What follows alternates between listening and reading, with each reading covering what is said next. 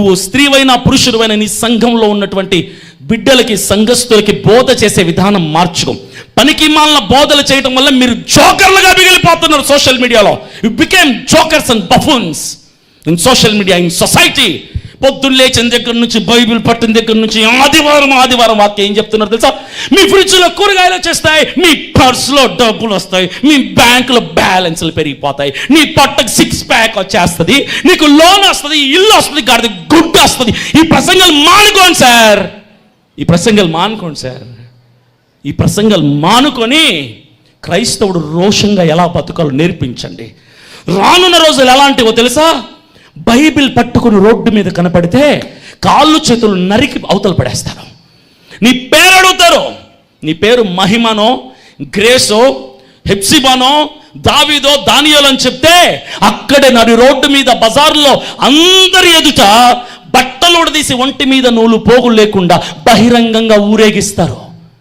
వీటిని ఎలా ఎదుర్కోవాలో నేర్పించండి. వీటికి సిద్ధపడటం నేర్పించండి సంఘానికి. ఎంతసేపు ప్రాస్పరిటీ వస్తాయిలే, వచ్చింది ఏది నీతో రాదు. రాని దానికోసం బతకటం మానేసి ఉన్న జీవితంలో క్రీస్తు కొరకు బ్రతకటమే కాదు, క్రీస్తు కొరకు చచ్చిపోవడం కూడా క్రైస్తవుడి దమ్ము అని చాటి చెప్పడం నేర్చుకో. చాలా మంది సేవకులు నాకు ఫోన్ చేసి ఏమంటున్నారు తెలుసా? చిన్న చిన్న సంఘాలు, 20 మంది 30 మంది సంఘాలు నడుపుతున్నటువంటి పాస్టర్లు, అన్నా ప్రవీణ్ పగడాల గారిని చంపిన తర్వాత, అజయ్ బాబుని అరెస్ట్ చేసిన తర్వాత మా సంఘానికి 30 మంది వచ్చేవాళ్ళు 10 మంది వస్తున్నారన్న. ఏంటే? ఎందుకు లేని పాస్టర్ గారు కేసులు పెడతాను, మమ్మల్ని కూడా అరెస్ట్ చేస్తారేమో, మమ్మల్ని కూడా చంపుతారు. సిగ్గు లేకుండా సంఘాలు మానుకుంటున్నారు. అర్థమైంది తెలుసా? నువ్వు చేసిన బోధ సరైంది కాదు. సంఘంలో వాళ్ళని ప్రిపేర్ చేయాల, సైనికుల్లాగా, యుద్ధ వీరుడిలాగా. ఒక్కొక్క విశ్వాసిని యుద్ధ వీరుడిలాగా తయారు చేసి యుద్ధ రంగంలో నిలబడితే శత్రువు వస్తే అయితే చంపుతాడు లేదా చస్తాడంతే తప్ప వెనక అడుగు వేయటం ఉండదు. క్రైస్తవుడికి అది నేర్పించండి సార్, అది నేర్పించండి.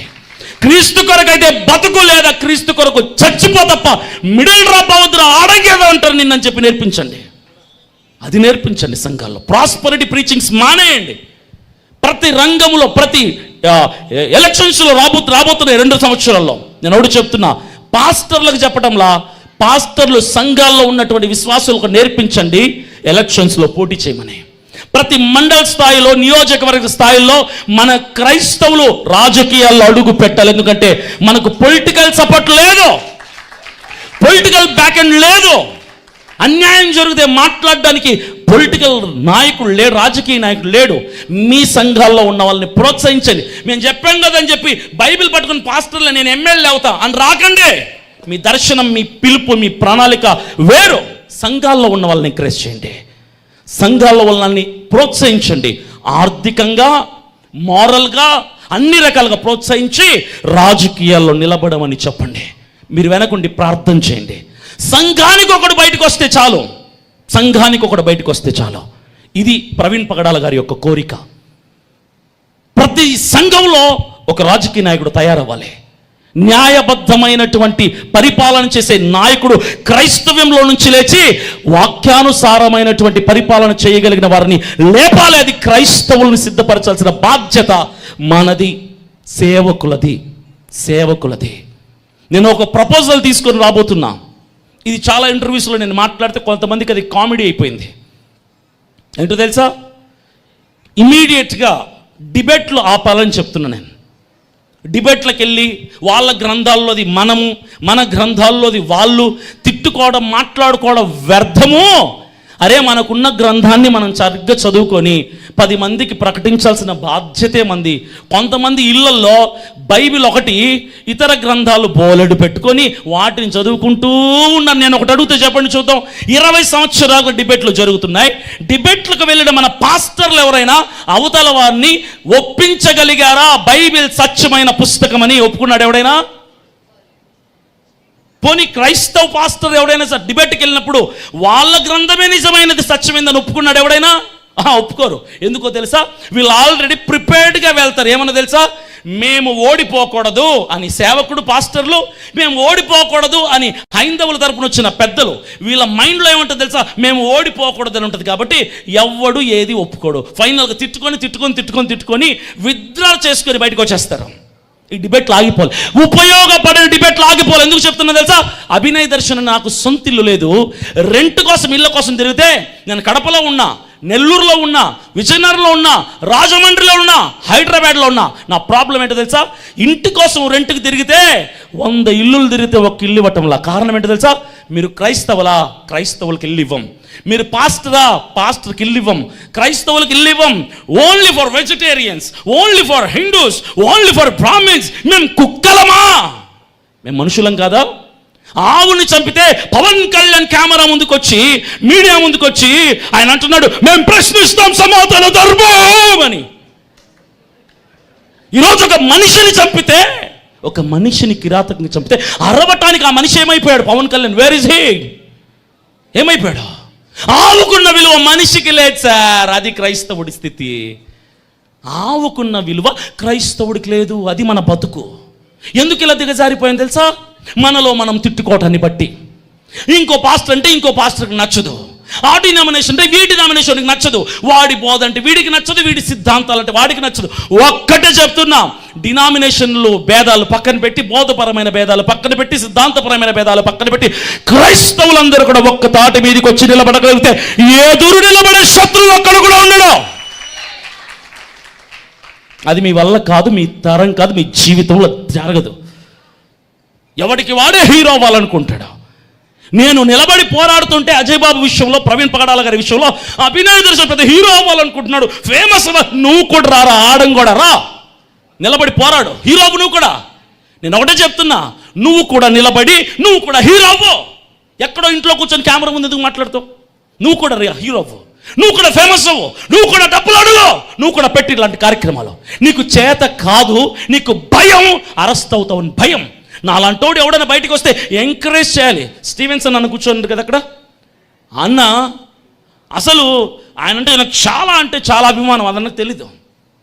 ఆయన పాటలు నేను 5వ తరగతి 4వ తరగతి నుంచి వింటున్నా అన్నగారి పాటలు. అజయ్ బాబు అరెస్ట్ అయిన తర్వాత ప్రతిరోజు 5-10 సార్లు మాట్లాడేవాళ్ళు. అన్న 2 గంటలకు ఒకసారి 3 గంటలకు ఒకసారి ఫోన్ చేసి, ఆయన స్థాయి ఏంటి, మా స్థాయి ఏంటి, అన్ని రకాలుగా ఆయన కంటే మేము చాలా చిన్నవాళ్ళం, వయసులో కానీ, అనుభవంలో కానీ, పేరులో కానీ, ప్రఖ్యాతిలో కానీ. ఆయన నాకు ఫోన్ చేసి అజయ్ బాబు గురించి ప్రతిరోజు ప్రతి పూట అప్డేట్ అడిగాడు. ఎలా ఉన్నాడు అజయ్, బాగున్నాడు అభినయ్, ఏంటి పరిస్థితి, నేను వస్తాను, నేను 2 డేస్లో వస్తాను అని చెప్పి ప్రతిరోజు నేను మాట్లాడే లైవ్లో అన్న చూసి వెంటనే ఫోన్ చేసి నాలో ఏవైనా కరెక్షన్స్ ఉంటే, తప్పులు మాట్లాడితే కరెక్ట్ చేసేవాడు అన్న.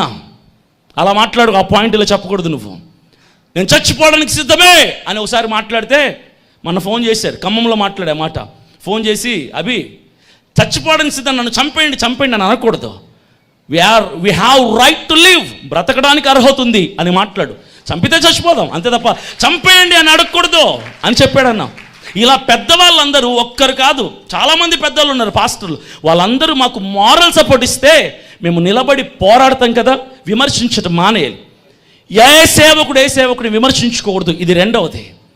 3వది ఏంటో తెలుసా? ఎక్కడ సువార్తకు వెళ్ళిన క్రైస్తవులు పరమతస్తుల యొక్క గ్రంథాన్ని, దేవుణ్ణి దూషించకుండా మన గ్రంథాన్ని మాత్రం మనం ప్రకటించుకొని రావాలి. ఒకవేళ అలా కాదని ఇతర గ్రంథాలని, దేవుళ్ళని దూషిస్తే అటు పరమతస్తులైన ఇటు క్రైస్తవులైనా వారి మీద చర్య తీసుకోవాలి. డిబేట్లు ఆగిపోవాలి, వ్యక్తిగత విమర్శలు ఆగిపోవాలి. పరమతస్తులను దూషించడం ఆపగలిగితే రానున్న రోజుల్లో గొప్ప మార్పు, చైతన్యం మనం తీసుకొని రాగలుగుతాం. క్రైస్తవులందరికీ నేను ఒకటే చెప్తున్నా, చివరిగా ఒక మాట చెప్తున్నా, అందరం ఒక త్రాటి మీదకి వద్దాం, నిలబడదాం, ప్రశ్నిద్దాం, పోరాడదాం. సిపిఎఫ్ మెంబర్స్ ఎంతమంది ఉన్నారు ఇక్కడ? లేస్తారా ఒకసారి, నిలబడతారా? సిపిఎఫ్ సభ్యులు, క్రిస్టియన్ ప్రొటెక్షన్ ఫోర్స్, ప్రవీణ్ పగడాల గారి మరణం తర్వాత నేను స్థాపించినటువంటి సిపిఎఫ్లో మెంబర్స్గా జాయిన్ అయిన వాళ్ళు ఎంతమంది ఉన్నారు? లేచి నిలబడండి, పర్లేదు. వీళ్ళందరూ సిపిఎఫ్ మెంబర్స్. వీళ్ళందరూ అన్నిటికీ తెగించి ముందుకొచ్చిన వాళ్ళు, సిద్ధపడి ముందుకొచ్చిన వాళ్ళు. ఇప్పటికి 4000 మంది సిపిఎఫ్లో జాయిన్ అయ్యారు. 4000 1500 మంది హైదరాబాద్ నుంచే సిపిఎఫ్లో జాయిన్ అయ్యారు. మా ఆలోచన ఏంటో తెలుసా? కూర్చోండి. మా ఆలోచన ఏంటో తెలుసా? ప్రతి మండల్ స్థాయిలో సెమినార్స్ కండక్ట్ చేసి 4 డేస్, నాగేశ్వరరావు గారు చెప్పారు కదా, అలా 4 డేస్ బైబిల్ ట్రైనింగ్ కండక్ట్ చేసి వాళ్ళలో ఉత్తేజపరిచి, చైతన్యపరిచి రానున్న రోజుల్లో ఘనముగా సేవలో ఉద్యోగాల్లో, సైనింగ్ అథారిటీలో, రాజకీయాల్లో అడుగు పెట్టే విధంగా మేము మారల్ సపోర్ట్ చేస్తూ ఎవ్రీ మండల్ ప్రతి మండల స్థాయిలో నెలకు ఒక మీటింగ్ చొప్పున ఏర్పాటు చేసి సిపిఎఫ్ తరపు నుంచి అనేక క్రైస్తవుల ఉత్తేజాన్ని తీసుకొని చైతన్యం తీసుకొచ్చి ప్రవీణ్ పగడాల గారు కోరుకున్నటువంటి ఆ నూతన మార్పును తీసుకొచ్చే ప్రయత్నం మేము చేయడానికి ఇష్టపడుతున్నాం. మీరు ఎవరైనా సిపిఎఫ్లో జాయిన్ అవ్వాలంటే జాయిన్ అవ్వచ్చు. ఒకటే చెప్తున్నా, అభినయ్ దర్శన్ అని నన్ను ఎవడు ఎలా మొరిగేవాడు మొరగని. ఉదయం మాట్లాడుకున్నాం అజయ్ ఒకటే అన్నాడు, అభి నీ గురించి ఎవడెవడో ఏదేదో మాట్లాడుతున్నాడు, నువ్వు పట్టించుకోకు, నువ్వు ఎదిగిపోతావు, నువ్వు ఎదిగిపోతావు, చాలా ఎత్తుకు ఎదిగిపోతావు. నిన్ను విమర్శించినవాడు ఆ కుర్చీలోనే కూర్చొని ఉంటాడు, నీ పేరు ప్లేస్లో ఇంకో పేరు తెచ్చుకుంటాడు, అంతే తప్ప నీది తగ్గేది ఒరిగేది ఏముండదు. నీ స్థాయిని దేవుడు మార్చు.